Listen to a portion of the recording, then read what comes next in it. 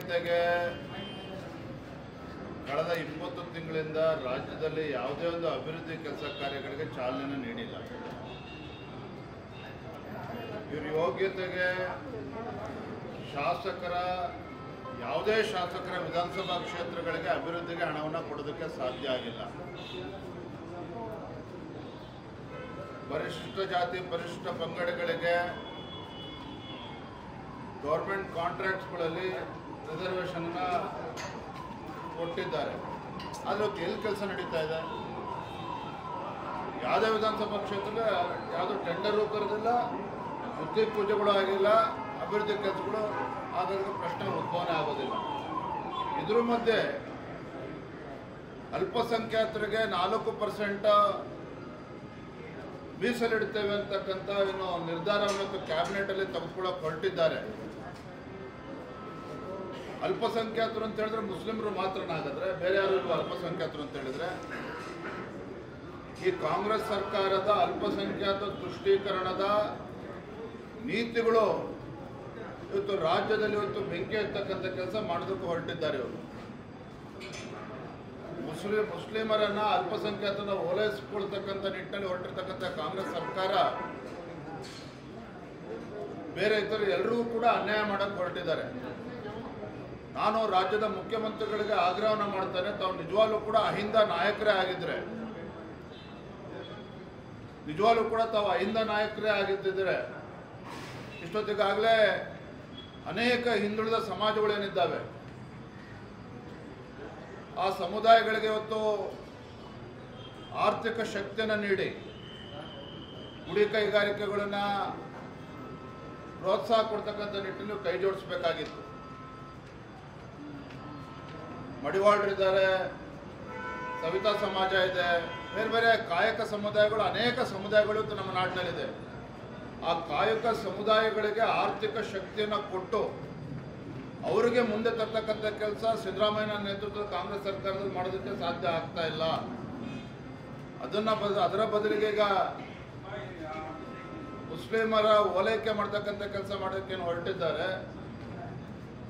ಜನನೇ ಅವರಿಗೆ ತಕ್ಕ ಪಾಠನ ಕಲಿಸ್ಬೇಕಾಗ್ತದೆ. ಯಾಕೆಂದ್ರೆ ಅವ್ರು ಬಂಡ್ರಿದ್ದಾರೆ, ದಪ್ಪ ಚರ್ಮ ಬೆಳೆಸ್ಕೊಂಡಿದ್ದಾರೆ. ಇವರು ವಿರೋಧ ಪಕ್ಷದವ್ರು ಏನೇ ಹೇಳಿದ್ರು ಕೂಡ ಅವ್ರಿಗೆ ನಾಟೋದಿಲ್ಲ.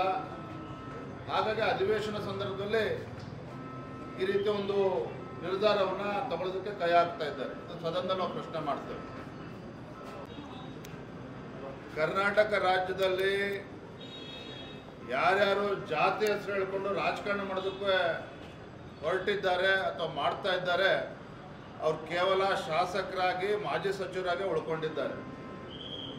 ಯಾರು ಈ ನಾಡಿನಲ್ಲಿ ಎಲ್ಲ ಸಮುದಾಯಗಳನ್ನು ವಿಶ್ವಾಸಕ್ಕೆ ತೆಗೆದುಕೊಂಡು ಎಲ್ಲ ಸಮುದಾಯಗಳ ಧ್ವನಿಯಾಗಿ ಇವತ್ತು ಹೋರಾಟವನ್ನು ಮಾಡಿದ್ದಾರೆ ಯಡಿಯೂರಪ್ಪನವರಂಥ ನಾಯಕರು. ಮಾಜಿ ಮುಖ್ಯಮಂತ್ರಿಗಳಾಗಿದ್ದಾರೆ, 4 ಬಾರಿ ಮುಖ್ಯಮಂತ್ರಿಗಳಾಗಿದ್ದಾರೆ. ಹಾಗಾಗಿ ಇವತ್ತು ಯಡಿಯೂರಪ್ಪನವ್ರ ಹೆಸರು ಹೇಳಿಕೊಂಡು ಯಡಿಯೂರಪ್ಪನವ್ರು ಟೀಕೆ ಮಾಡಿಕೊಂಡು ತಾವೇನೋ ರಾಜಕೀಯದಲ್ಲಿ ಬೆಳೆದು ಬಿಡ್ತೇವೆ ಅನ್ನೋ ಭ್ರಮೆಯಲ್ಲಿ ಕೆಲವರು ಇದ್ದಾರೆ ಅಂತ ಹೇಳಿದ್ರೆ ಅವರು ಭ್ರಮೆ ಅಷ್ಟೇ, ಅವರು ಭ್ರಮೆ.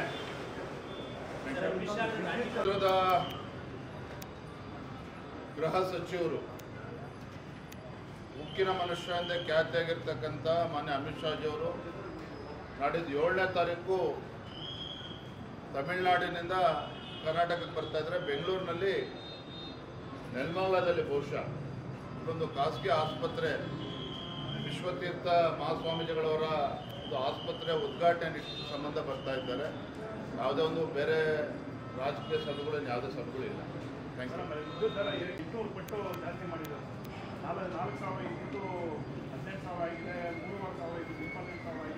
800 ರೂಪಾಯಿ ಇರೋದು 4,500 ಮಾಡೋದಕ್ಕೆ ಹೊರಟಿದ್ದಾರೆ. ಇವತ್ತು ಪತ್ರಿಕೆಗಳಲ್ಲೂ ಕೂಡ ಅದು ಉಲ್ಲೇಖ ಆಗಿದೆ. ಸದನದಲ್ಲಿ ಮಾತನಾಡ್ತಾರೆ. ಮಾನ ಮರ್ಯಾದೆ ಇಲ್ಲ ಸರ್ಕಾರಕ್ಕೆ. ಗ್ಯಾರಂಟಿಗಳು ಸರಿಯಾದ ರೀತಿಯಲ್ಲಿ ಅನುಷ್ಠಾನ ಆಗ್ತಾ ಇಲ್ಲ. ಇದ್ರ ಮಧ್ಯೆ ಬೆಲೆ ಏರಿಕೆ, ನಾನು ಮೊನ್ನೆನೂ ಕೂಡ ಹೇಳಿದೆ, ಇದು ರಾಜ್ಯದಲ್ಲಿರ್ತಕ್ಕಂಥದ್ದು ಇದು ಬಡವರ ವಿರೋಧಿ ಸರ್ಕಾರ, ರಾಜ್ಯದಲ್ಲಿರ್ತಕ್ಕಂಥದ್ದು ಇದು ಬೆಲೆ ಏರಿಕೆಯ ಸರ್ಕಾರ. ಹಾಗಾಗಿ ಈ ರೀತಿ ಎಲ್ಲ ವಸ್ತುಗಳ ಬೆಲೆ ಏರಿಕೆನೂ ಕೂಡ ಆಗ್ತಾ ಇದೆ. ಹಾಲಿನ ದರ ಜಾಸ್ತಿ ಆಯಿತು, ಸ್ಟಾಂಪ್ ಡ್ಯೂಟಿ ದರ ಜಾಸ್ತಿ ಆಯಿತು, ಈಗ ಮತ್ತೊಮ್ಮೆ ಸ್ಮಾರ್ಟ್ ಮೀಟರ್ ಕೂಡ ದರವನ್ನು ಜಾಸ್ತಿ ಮಾಡಿ ಜನಸಾಮಾನ್ಯರಿಗೆ ಹೊರೆ ಆಗ್ತಾ ಇದೆ ಇವತ್ತು ರಾಜ್ಯ ಸರ್ಕಾರ. ಸದನದಲ್ಲಿ ಮಾತನಾಡ್ತಾ ಇರ್ತಾರೆ. ಏನಿಲ್ಲ